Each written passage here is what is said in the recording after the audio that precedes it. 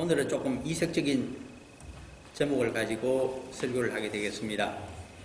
그라사에서 발생한 일이기 때문에 그라사의 교훈, 그라사에서 발생한 이 일에서 어떤 교훈을 찾을 수 있을 것인가, 우리 성도들의 삶에 어떤 도움을 주고 있는 기록인가, 그것을 생각해 보고자 하는 의미에서 그라사의 교훈이라고 제목을 붙이고 지금부터 강해 설교를 시작하려고 합니다.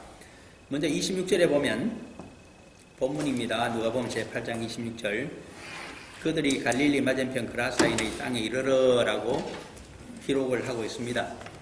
전체 내용을 항상 영적으로 짐작할 수 있게 해주는 아주 단서가 되는 실마리적인 용어를 앵간하면 하나님께서는 그 지표 삼아 혹은 지침으로서 넣어두고 있습니다. 사실은 영적인 의미에서. 그런데 우리가 눈이 영적으로 또 말씀의 지혜가 임하지 않으면 10년, 20년, 30년, 40년 어떤 경우에는 뭐 한 6, 70년을 믿어도 그게 그런 말인가를 우리가 모릅니다.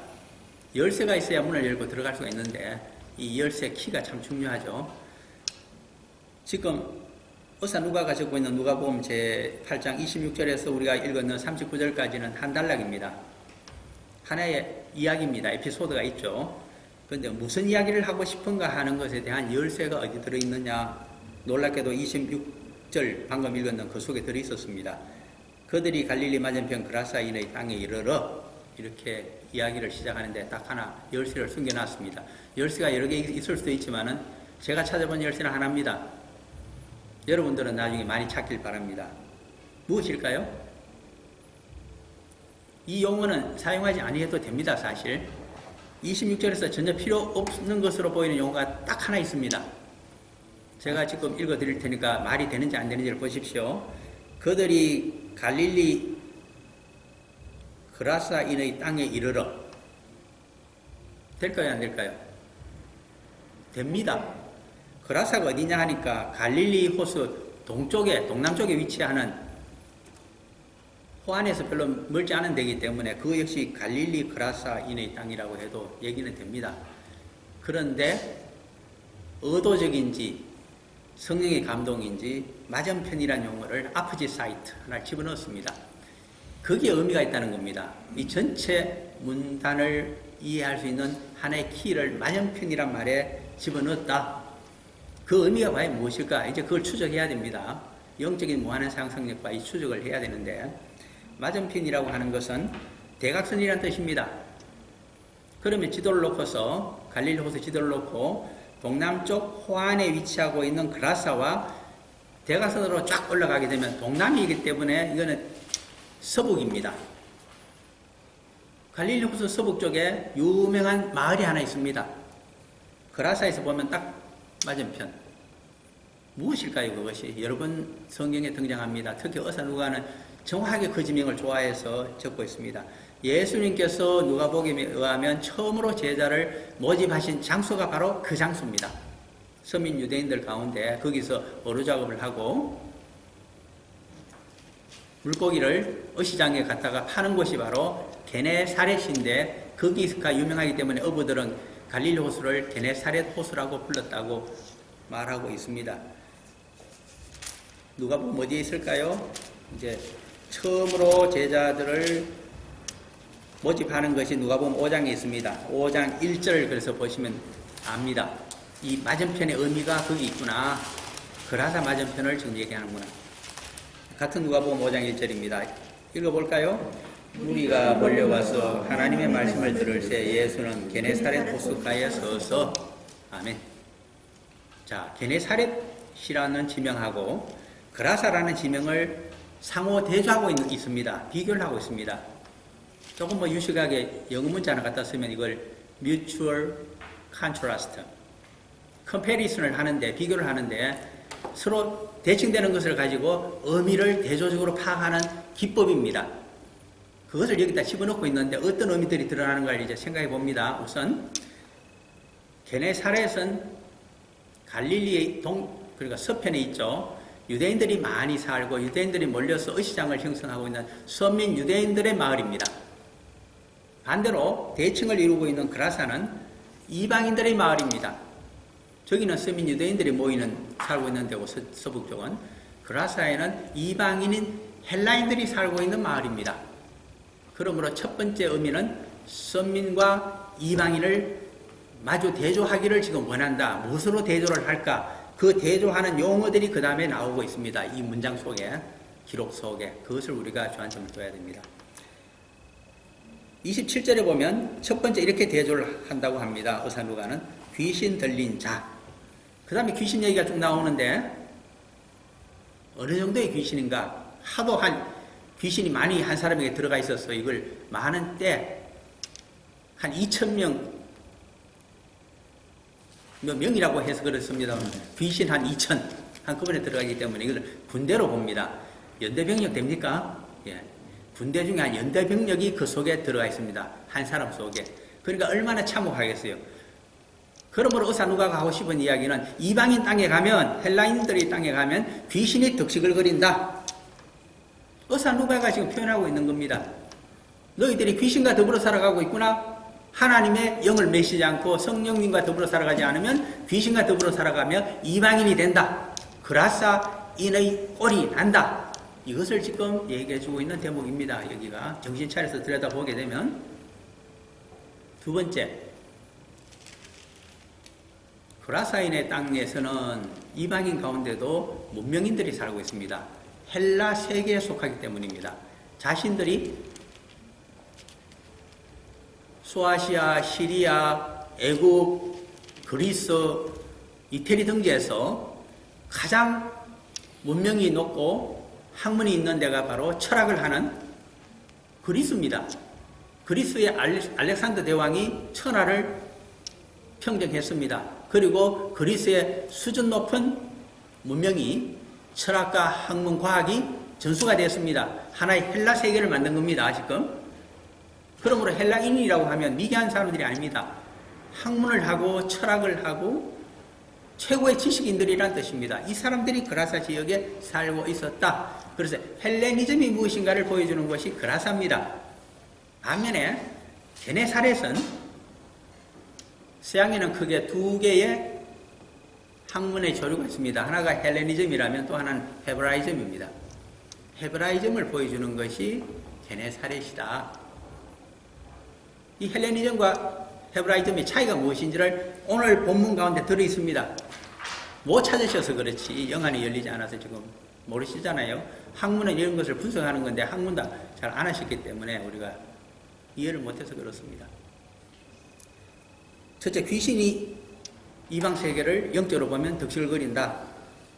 어떻게 그렇게 한 문장만 보고 단언을 하십니까? 물으신다면 의사누가의 시각을 또 하나 제공해 드릴 수가 있습니다. 누가복음 9장으로 한번 가셔보시면 누가복음 8장이 아니고 이제 9장 다음 장으로 가셔서 39절을 한번 보십시오. 누가복음 제9장 39절 같이 읽어볼까요? 귀신이 그를 잡아 갑자기 부러지게 하고 경련을 일으켜 거품을 흘리게 하며 몹시 상하게 하고야 겨우 떠나가나이다. 지금 37절에 보면 이튿날 산에서 내려오시니 큰 무리가 맞을세. 여기 산은 변화산상이었고 그리고 변화산상 근처에는 어떤 산이 있었느냐 하니까 헬몬산 남쪽 기슭이었기 때문에 여기는 갈릴리의 헤롯 안디바가 다스리는 고장이 아니라 그의 이복 동생인 헤롯 빌립이 다스리고 있는 헬몬산 남쪽 기슭의 땅입니다. 거기로 일부러 한적한 곳에 가셔서 이방인들이 사는 곳에 가셔서 제자들에게 시간을 내어서 복음을 가르치면서 사람들이 나를 누구라고 하느냐 하고 묻기도 하셨고, 여기 지금 누가복음 9장에 있는 내용들 중에 18절에 있는 그런 내용들은 마태복음으로 가게 되면 16장에 있는 사도 베드로의 신앙 고백이 나오는 바로 그 대목입니다. 이것은 전부 갈릴리 북쪽에서 있었던 일입니다. 헤롯 빌립이 다스리고 있는 그 이방인들의 땅, 거기서 이루어진 일들입니다. 그렇게 하고 그 다음에 변화산상의 모습까지 보여주고 산에서 내려오실 때에 드디어 주민들을 모아서, 그 이방인 헬라인들입니다. 그들을 모아서 복음 사역을 하려고 했을 때 제일 먼저 예수님께 나와서 우리 외아들 좀 고쳐주십시오 했을 때 병이 든 것도 아니고 장애자도 아닙니다. 이 세 번째 항목인 귀신이 들려있다는 이야기입니다. 그런데 귀신이 얼마나 악한지 먼저 사도들을 내보내서 예수님이 복음 사역 하실 때는 먼저 내보내서 한번 한 다음에 그 다음에 안 되는 거 모아서 하는 것이 두 번째입니다. 그렇게 해야 시간 절약이 되니까. 그래서 12명 사도 뽑았잖아요. 12마을로 한꺼번에 들어가서 하고 뒤를 따라서 물론 예수님의 제자도 몇 명씩 팀을 데려갑니다. 팀원으로. 그렇게 해서 효율적으로 하십니다. 그런데 이 제자들이 그 귀신을 내쫓지를 못했습니다. 사마리아 지역에서 이루어진 이거는 누가복음 이제 10장으로 가게 되면 거기서는 70인의 제자를 2명씩 해서 35개조로 해서 사마리아 전 지역에 사마리아는 적어도 35개 이상의 마을이 있다는 이야기죠. 먼저 내보내서 사역을 했을 때 모든 귀신을 다 내쫓았습니다. 이스라엘 사라진 10지파가 살고 있는 사마리아 지역에서는 가능했습니다. 그런데 헤롯 빌립이 다스리고 있는 헬모산 아래쪽에 갈릴리 북쪽의 이방인들 헬라인들이 살고 있는 지역에서는 제자들이 아무리 용을 써도 내쫓지를 못했다는 겁니다. 무엇을 얘기하고 있을까요? 귀신의 힘이 강한 곳이다. 어서 누가가 우리에게 전달해주고 있는 메시지입니다. 무엇이 이방인이냐? 학문은 높은지 몰라도 귀신이 강하다. 시시한 사도나 제자가 가서는 못 내쫓는다. 누가 내쫓을 수 있겠느냐? 예수님이 내쫓을 수 있다. 그 정도로 강하다. 그리고 한 사람에게 엄청나게 많은 귀신이 들어가 있다. 선민 유대인의 경우에는 막달라 마리아가 같은 누가복음 8장 2절에 보면 7 귀신이 들었다가 쫓겨났기 때문에 평생 고마워서 예수님의 일행을 도왔다고 얘기하고 있습니다. 그런데 7 정도가 아닙니다. 여기 돼지떼에게 들어가게 했더니 돼지떼 수가 나오는데 거의 마가복음 5장 13절에 의하면 거의 2,000마리라고 얘기합니다. 한 사람에게서 나간 귀신떼가 2,000마리 가까운 돼지떼에게 나눠서 들어갔는데 그리고 도저히 돼지가 그 귀신들이 얼마나 본능적으로 강한지 견디지를 못하고 숙주가 돼야 되는데 기생을 할 수 없어서 같이 호수에 빠져서 몰살을 해버렸다. 그 이야기를 해주고 있습니다. 이 정도 얘기만 할까요? 아닙니다. 지금까지 귀신 얘기했으니까. 의사 누가는 아주 간단하게 하나님 나라와 귀신의 나라를 정리합니다. 같은 누가복음 11장에 가서 보면 이렇게 적고 있습니다. 영적으로 우리에게 하는 메시지를 주고 있는데 11장 20절을 보시면 놀라운 말씀이 적혀져 있습니다. 누가복음 11장 20절 영적인 안목을 이제 길러시는데 도움이 되라고 드리는 말씀입니다. 누가복음 11장 20절 같이 읽어볼까요? 그러나 내가 만일 하나님의 손을 힘입어 귀신을 쫓아낸다면 하나님의 나라가 너희에게 임하였느니라. 아멘. 귀신의 나라와 하나님의 나라, 귀신이 죄와 사망의 법으로 지배하고 있는, 사람들을 지배하고 있는 거기가 귀신의 나라입니다. 하나님의 나라는 무엇인가 하니까 귀신을 쫓아내고 하나님의 영인 성령님께서 들어가서 우리의 영과 우리의 몸까지 지배하게 되면 하나님의 나라가 너희들에게 이미 이루어졌다고 말할 수 있다는 겁니다. 아주 쉽습니다. 이제 그렇게 이해를 하시면서 오늘 글을 보기를 바랍니다. 귀신 얘기는 크게 재미가 없으니까 나중에 조금 하기로 하고, 제가 이것을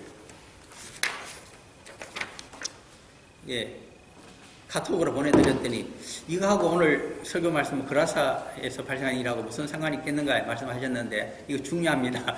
왜 그런지 하니까 두 번째 말씀이, 첫 번째가 귀신에 대한 것으로 선민과 이방인을 비교했다고 하면 선민 유대인들의 헤브라이즘하고 히브리 사상입니다. 헬라인들의 헬레니즘 사상하고를 비교할 때 용어를 하나 쓰고 있기 때문입니다. 돼지입니다. 여기서 돼지. 레위기 11장에 가게 되면 먹을 수 있는, 율법상 먹을 수 있는 동물과 먹을 수 없는 것들로 구별합니다.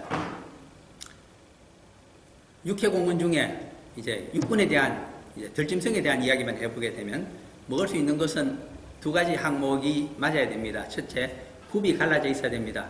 굽이 갈라져 있는 것을 먹을 수 있다고 하는 것은 굽이 없는 가축이나 동물을 먹어서는 안 된다는 이야기입니다. 호랑이 먹을 수 있을까요? 굽이 없습니다. 발이 있잖아요. 발가락 갖고 있죠. 그거 못 먹습니다. 개 먹을 수 있어요? 못 먹습니다. 굽이 아니라 발을 갖고 있기 때문에. 또 굽이 있더라도 굽이 하나로 되어 있어서 우리가 편자를 박습니다. 이거는 먹어서는 안 됩니다. 말, 낙타 못 먹죠. 굽이 갈라져 있는 게 있습니다. 뭐가 갈라져 있죠? 소, 양. 갈라지는 것들 중에도 한정을 합니다. 어떤 것? 되새김이 가능한 것. 되새김이 가능하다고 하는 것은 초식성이라는 이야기입니다. 되새김이 안 된다고 하는 것은 육식을 같이 하거나 육식성이거나 안 그러면 잡식성을 의미합니다. 돼지, 되새김 못하잖아요. 초식이 아니라 잡식성이잖아요. 그래서 돼지 안 먹습니다. 불결합니다. 이제 이해가 되시죠? 쉽게 이제 구별하는 법을 가르쳐 드렸습니다. 굉장히 과학적입니다. 사실은 돼지가 대표적입니다. 이스라엘에 가서 돼지 봤다고 하는 사람은 저도 안 가봤지만 그것은 뻔한 거짓말입니다. 키울 수가 없습니다. 왜? 부정한 것을 왜 키웁니까? 그러므로 선민의 고장에서는 돼지를 안 키웁니다. 먹지도 않습니다. 부정합니다. 성전에 가서 제물로 삼을 수도 없습니다. 이방인들 땅에서 돼지를 키웁니다. 헬레니즘 세계에서는 돼지가 중요합니다. 양식으로. 헤브라이즘에서는 돼지는 절대로 금지 품목입니다.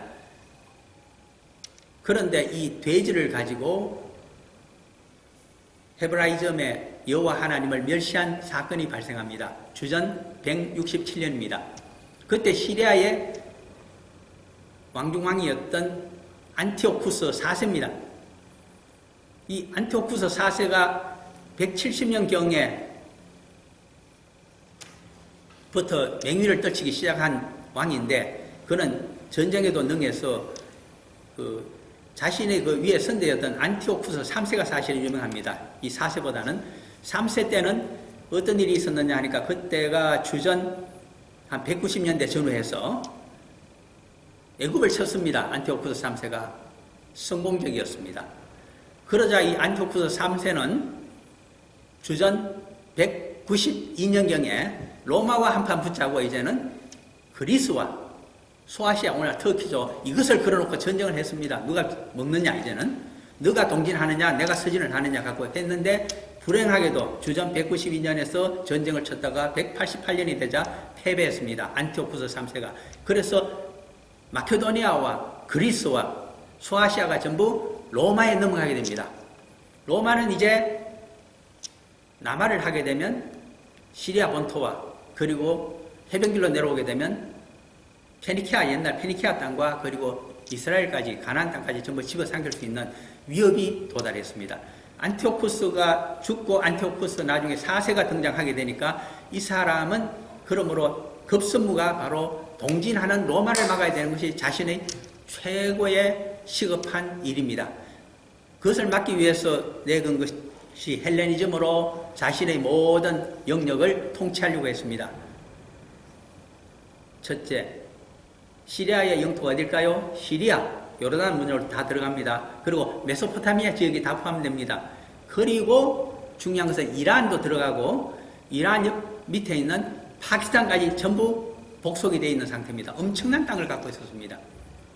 그런데 이 안티오쿠스 4세가 그들에게 이제는 옛날에는 전부 그 종교적인 자치까지 허용했지만 이제는 헬레니즘으로 제우스 신을 다 주신으로 섬기면서 대동단결하여 동진하는 로마를 물리치자. 이제 그렇게 대단결론을 이제 부르짖고 있을 때입니다. 그런데 유일한 골칫거리가 하나 있습니다. 말을 안 듣는 민족. 헤브라이즘. 헬레니즘 싫어합니다. 유대인들. 유일하신 여호와 하나님을 섬겨야지 우리가 왜 범신론적인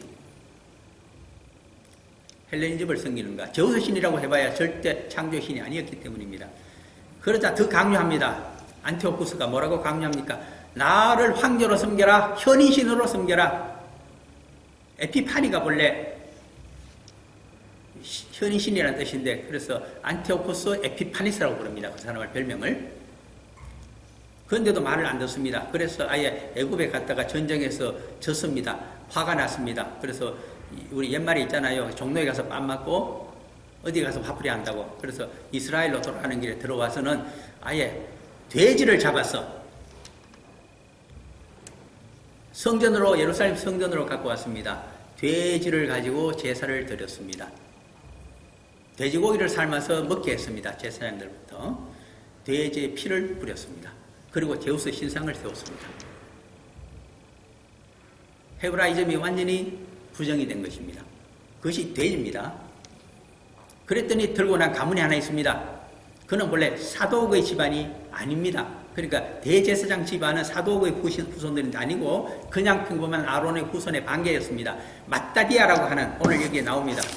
이 사람이 주전 167년에 참지를 못해서 범 같은 5아들을 믿고서 반란을 일으켰습니다. 대항을 했죠. 그것이 마따디아의 가계입니다. 그런데 우리가 이것을 마카비라고 부릅니다. 예. 마따디아의 집안을 왜 마카비라고 부르느냐? 그것에 이유가 있습니다. 그들이 대동단결을 하면서 우리 시리아 안티오쿠스에게 대항을 하자고 하면서 내걸었던 캐치프레이즈, 깃발이 하나 있습니다. 그 깃발이 뭐라고 써있느냐 하니까 출애굽기 15장 11절 말씀이 쓰여 있습니다. 시간이 없어서 지금 못 찾아봅니다. 출애굽기 15장 11절 나중에 가서 찾아보시면 주와 하나님과 같으신 이가 세상에 어디 있겠습니까? 이 세상에 여호와와 같으신 이는 다시 그런 신은 없다고 하는 겁니다. 유일한 신 여호와시여 하는 말을 거기 적혀져 있습니다. 모세의 노래 가운데. 그것이 이제 히브리어로 하게 되면 미가 먼저 나오고 그 다음에 크모카가 나오고 그 다음에 벨렘이 나오고 그 다음에 야훼가 나옵니다. 이렇게 4마디로 되어 있습니다. 미에서 R을 다 발음을 붙여갖고 모음이 본래 없기 때문에 마가 나오고 크모카에서 카가 나오고 벨림에서 바가 나옵니다. 그리고 야훼입니다. 마카비 야훼. 그것을 깃발로 내걸었습니다.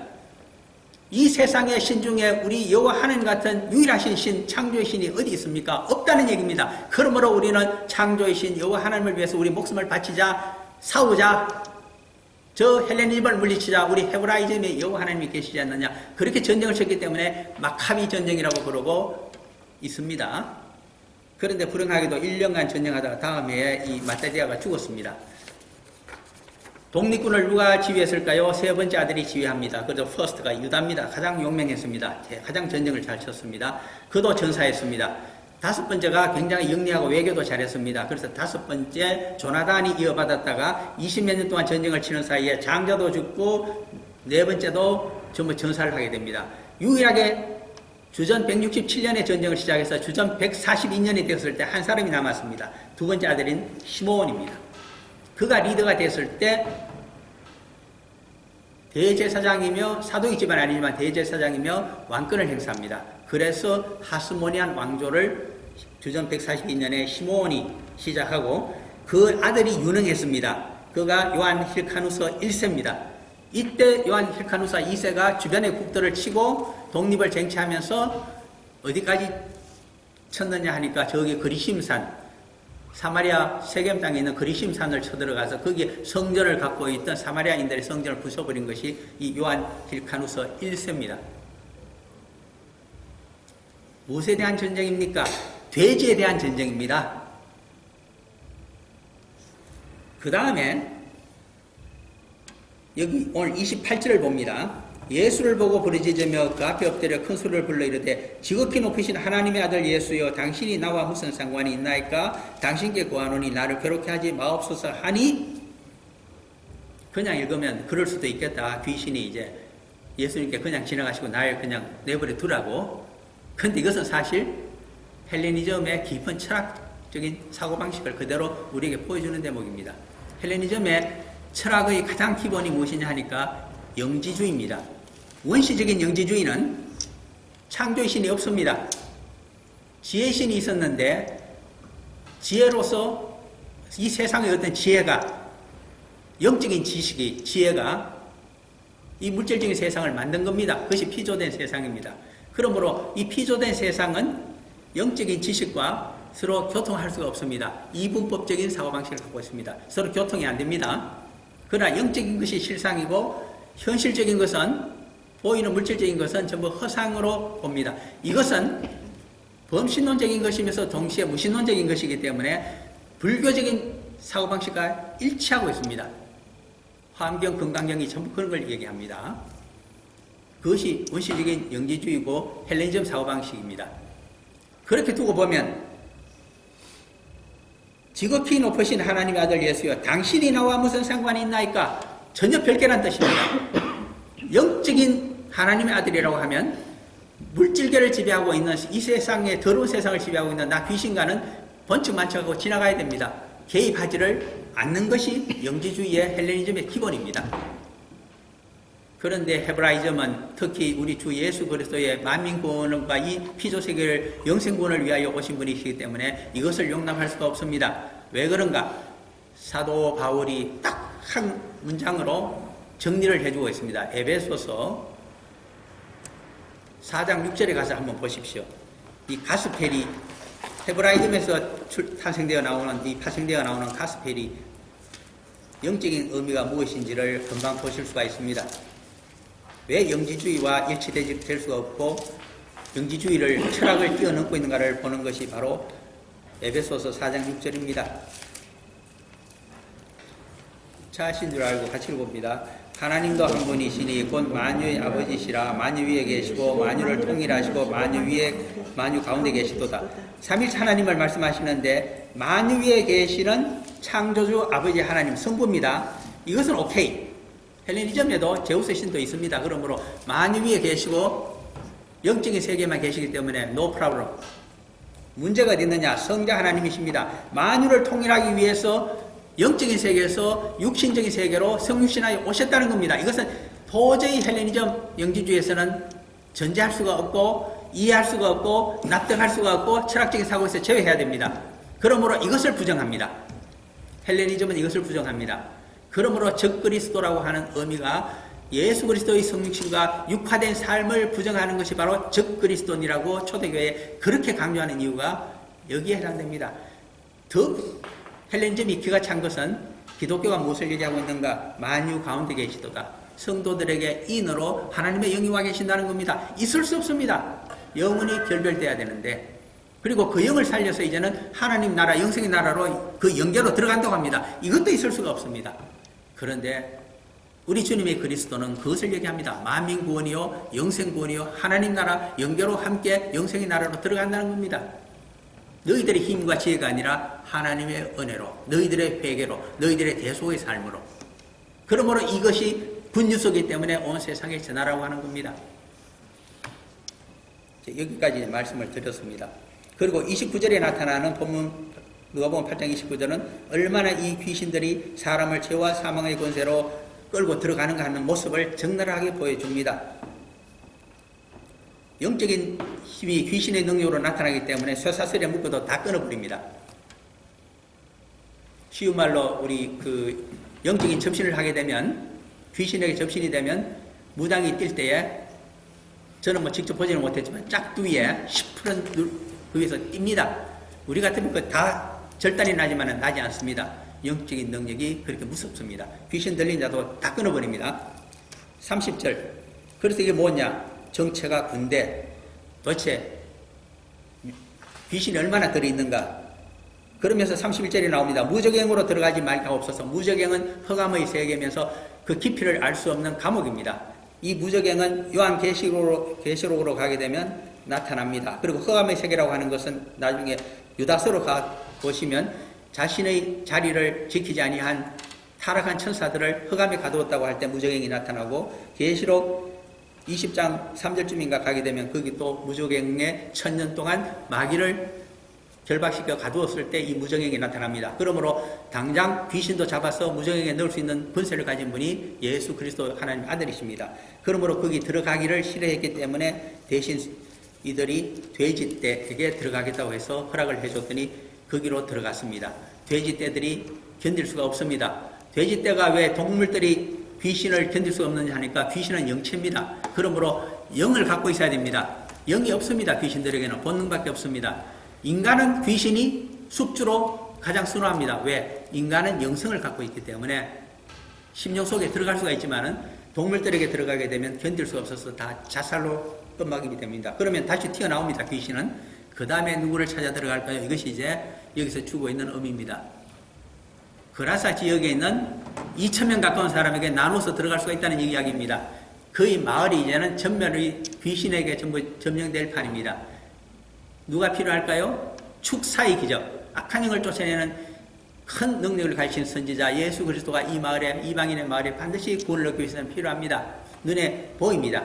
그럼에도 불구하고 그들의 선택은 예수 그리스도가 아닙니다. 이것이 이방인들의 특징이라고 의사 누가가 적고 있습니다.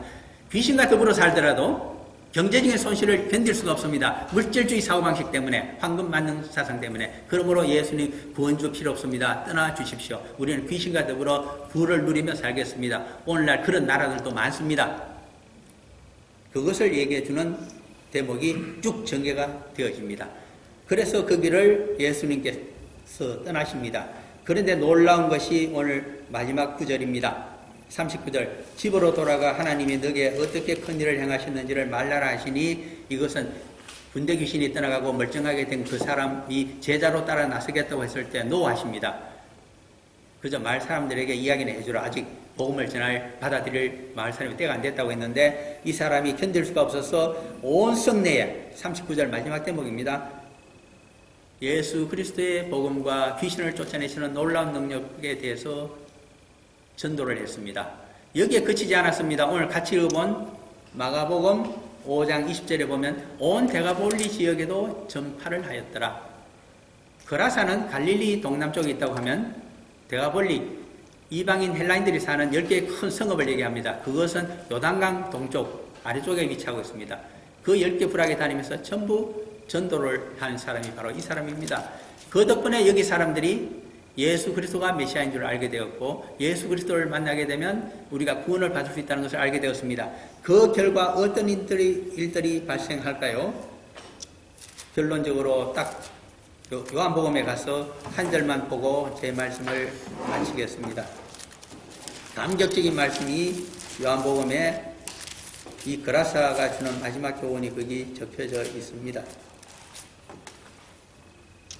12장입니다. 요한복음 12장 20절에서 23절까지만 오늘 같이 읽고 마칩니다. 요한복음 제12장 20절에서 23절